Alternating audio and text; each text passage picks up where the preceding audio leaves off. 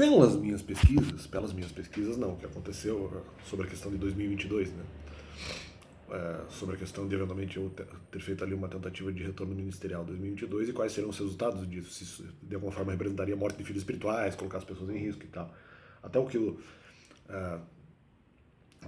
ocorreu, uma das repreensões que eu recebi, né, pelas quais eu fui interpelado, diria justamente que eu estaria colocando as pessoas em risco. Sim, tá. Então esse era justamente o problema. Então é aquela coisa, por exemplo,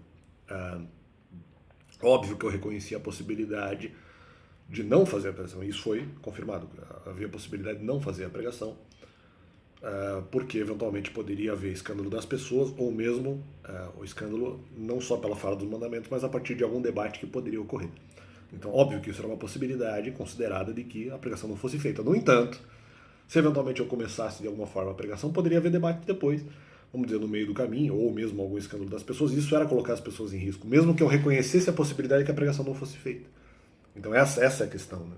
Então esse é o problema. Tanto que, de certa forma, se a gente for contabilizar o que foi falado depois, confirma justamente o que eu estou falando. Era a questão de colocar as pessoas em risco. Então, o que talvez tivesse algum sentido da parte da repreensão. Não que eu concorde inteiramente, vamos dizer, com a repreensão, mas é isso que estava acontecendo naquele momento. Então, por isso que, eventualmente, de alguma forma, naquele momento, eu poderia, entre aspas, não ter mais ali a autoridade de mãe espiritual, porque eventualmente eu estaria aplicando um outro princípio, né? De alguma forma colocando as pessoas em risco ali por necessidade, no sentido, não inteiramente, porque não foi isso que foi pensado inteiramente, mas no sentido de, quem sofrer, que sofra, né?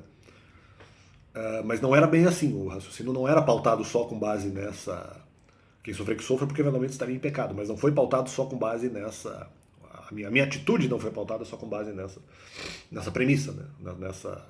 Nessa base argumentativa de dizer, não, mas se ele sofreu, eu tenho que fazer aqui o meu de qualquer jeito. Não era bem assim. Não era bem assim.